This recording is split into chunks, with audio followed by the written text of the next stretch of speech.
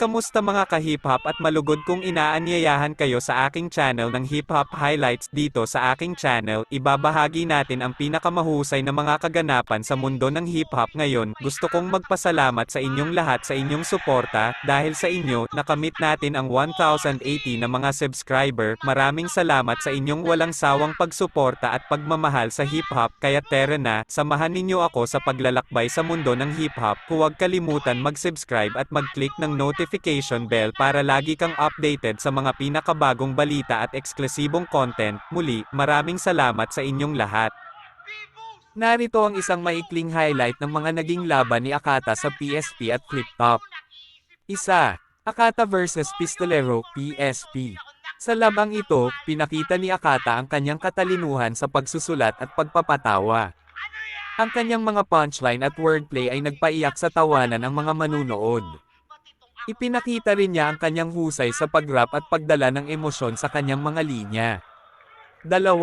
Akata vs Poison 13, Flip Top. Sa labang ito, nagpakita si AKT ng kanyang malalim na lirikal na talino. Ang kanyang mga linya ay puno ng katalinuhan at mga double entendre. Ipinakita rin niya ang kanyang husay sa pagpapatawa at paggamit ng mga clever na salita. 3. Akata vs Badang, PSP. Sa labang ito, nagpakita si AKT ng kanyang kahusayang magdala ng emosyon. Ang kanyang mga linya ay puno ng puso at nagpapahayag ng kanyang mga saloobin. Ipinakita rin niya ang kanyang galing sa pag-rap at pagpapatawa. Ang mga laban ni Akata sa PSP at Flip Top ay talagang nagpakita ng kanyang katalinuhan, kahusayan sa pag-rap at kahusayang magpatawa. Ang kanyang mga laban ay puno ng enerhiya at nagbibigay ng aliw sa mga manunood. Si AKT ay patuloy na nagpapakitang dila sa bawat pagkakataon at nagpapahayag ng kanyang orihinalidad bilang isang battle rapper. Halika ka-hip-hop highlights, balikan natin ang laban ni Akata at Badang sa pangil matira. Mayaman ito ang all 3 rounds ni Akata. Ka-hip-hop highlights, heto na.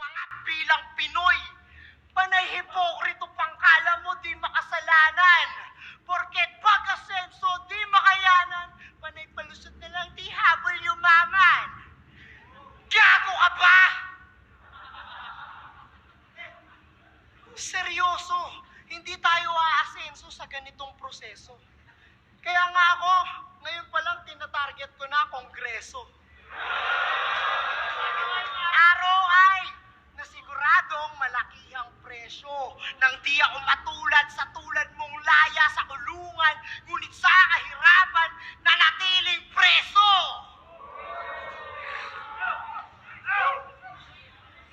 Bastos na kung bastos, hindi ka surprising.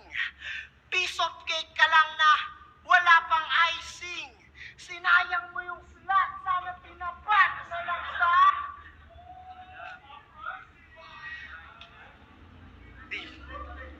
Sinayang niya yung slot, sana tinapat na lang sa pricing. Sinabi ko na, sayang eh. Total, sa sahod ako nagpaangat, yun ay pricing. Kidding aside, kung sahod na pataas, ano pang pwede kong magawa? Baka pag pinasahan niyo ako ng batas, biglang umasenso tong bansa.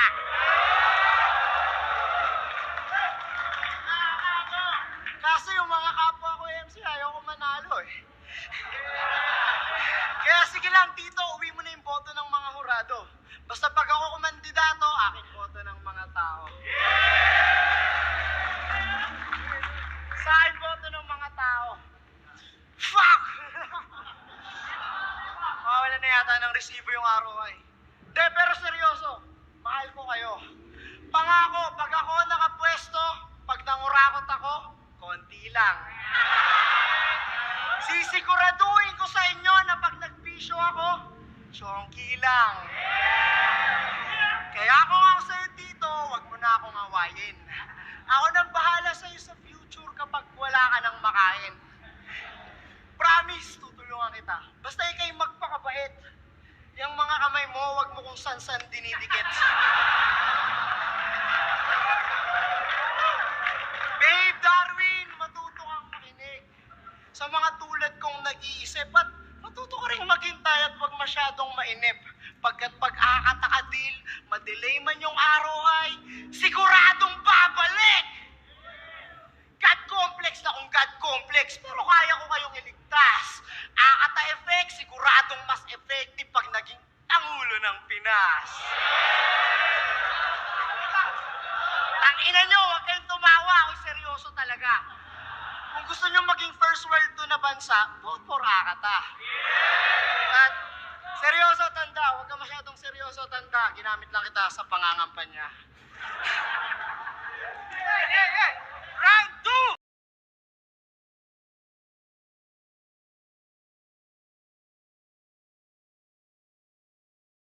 Kagong maniniwala sa'yo 41 years old ka na, nandito ka pa badang. Tayo na buhay yan! Ang sad ng story! Tumandang walang na pala! Ano yan?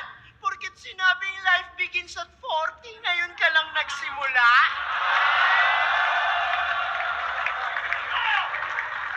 Magaling kang kupal ka! Panay ka cry kay Jesus Christ. Di ka man lang nag-try mag-seek ng financial advice. Ang kapal! Di ka na nahiya, ang kapal ng mukha mo. Pati si Toyo, iyong binabraso. Yung iba nagbebenta ng tropeo, tapos ikaw magbebenta ng kaso. Pagkatapos mong sabihin 100,000, ihirit ka bigla ng kahit magkano. Nagda-drugs ka ba? Ang inan to, lakas ng tama, sasabihin para sa views. Gusto mo pala ng malaking views, di sana nagpakita na lang ng titi sa bus. Malabas ka ng suso without consent.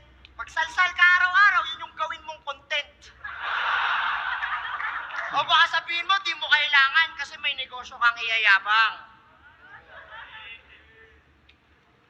Tong chili garlic, thumbs up, sarap anghang. Kaso malaman-laman ko, asawa mo namuhunan, utusan ka lang.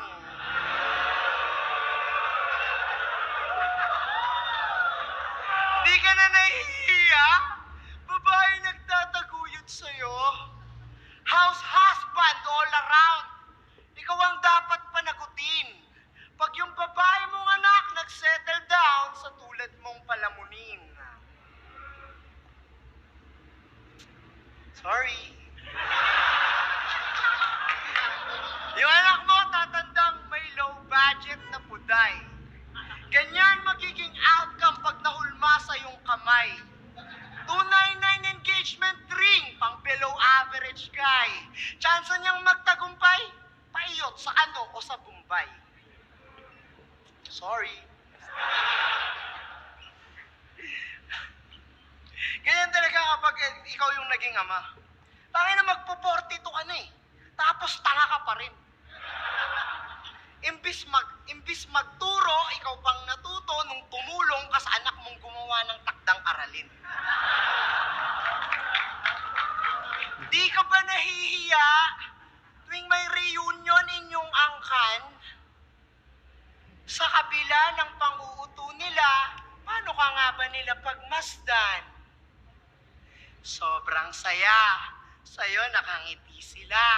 Sikat ka raw, nakakasilaw.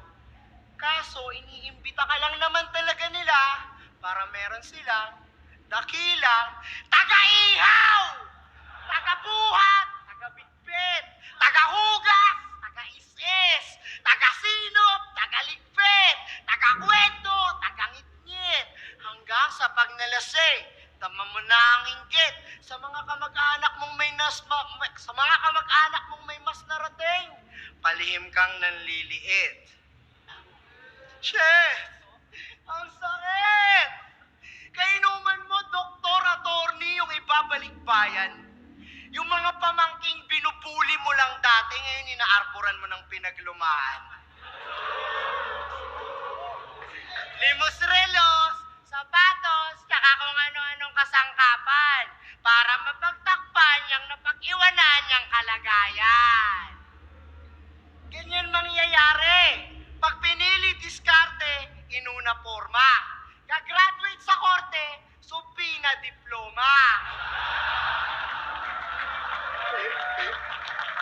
Tangina mo, tumanda ka ng ganyan? Gago, nakakaawa ka. Nakakulong ka sa pagiging tanga, kaya akala mo malaya ka. Kaya fuck your smart shaming, shame on you. Sa akin di yan uubra. Panampal diwa to sa'yo, di ko lang basta itutugma. Pilipinas, ano na?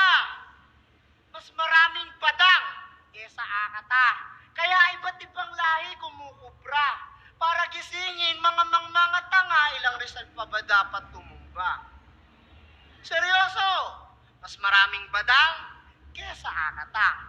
Mas maraming mangmang kesa nagbabasa. Kaya mas maraming tumatandang tatanga-tanga kasi mas piniling magpaalipin sa mahirap na bansa. Hindi nga kayo nagsipag-aral, ba't pa kayo magtataka?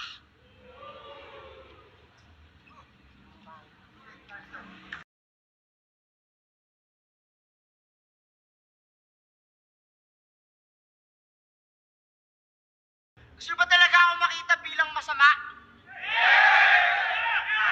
Sa ganong paraan ba talaga kayo nagiging masaya? Well, sige, ngayon maririnig nyo na yung mga salitang masasampit lang kapag merong...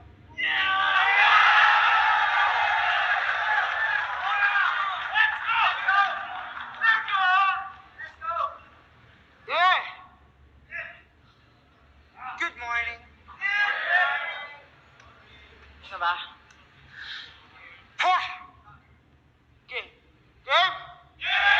Alright. Ang sarap mang ring!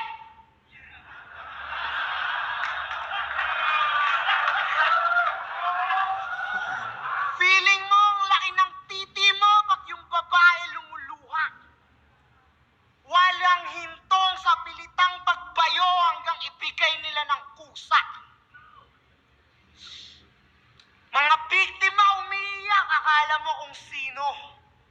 Porket di nila matanggap na ang pagpapakita ng balat ay pagbibigay motibo. Ang mahuli para sa lipunan, kadire. Pero kung pag-iisipan nyo lamang maigi, para saan nga ba ang puke, kundi parausan ng mga tite? Sadyang dominante, mga lalaki, di nyo kami masisisi. Kaya pag ako ng galaite, pumana sa harap na babae, pahinga lang sa akin, iye. Seryoso, sinong hindi sasangayon? Na kung wala lang sanang batas, malamang lahat tayo ginagawa yun. Huwag na kayong maging denial. Mga lalaki, kahit sagad magpakabanal, pag nagbinatayan, diyan makakaiwas magsalsal. Kaya kung nakilala ka bilang manyakis ng sambayanan, okay lang yan. Sisihin mo yung tropa mong hilaw kung bakit pinatuloy ka pa, pangalawang beses na pala yan.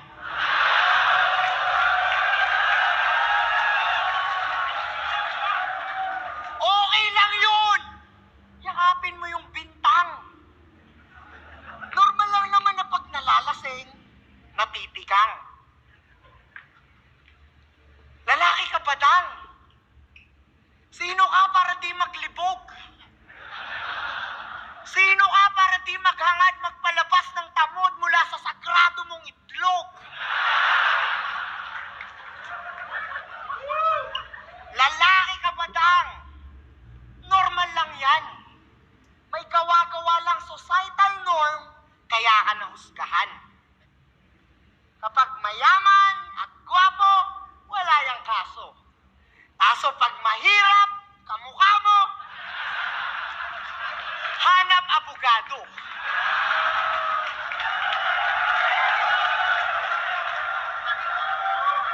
Kaya kung ako sa'yo, magparami ka ng salapi. Umiyot ka ng umiyot. Huwag mong i-deprive yung sarili at baka mamatay kang malungkot. Seryoso, manyakis ka ba dang? Kailangan mong tanggapin yun.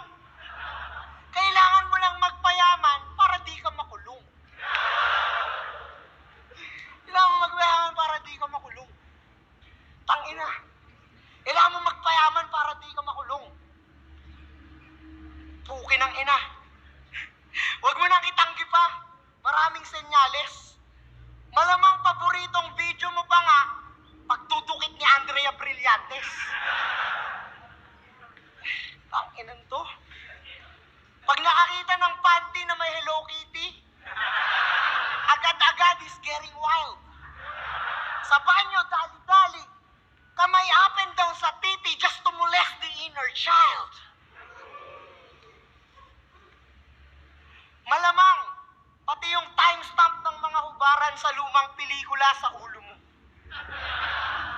Kung ba't ka nagkaganyan, alamin natin yung buod.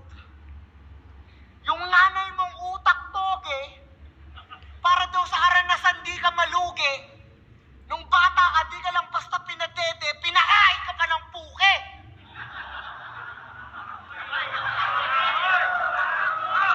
Kaya elementary pa lang, hinahanap-hanap na niya.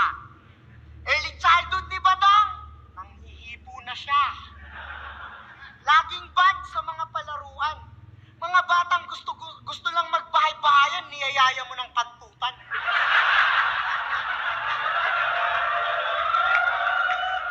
Kaya nga nung nagbinata, nag-rap siya bigla para mga babae mabenga. Naging kaliwang kamay ni Francis Magalona. Kaya pala may Francesca. Yan ba natutunan mo sa Itbulaga? TVJ style ng pangmomolestya? Pagtapos manggahasa, makakalaya, dadaanin sa komedya. Ano?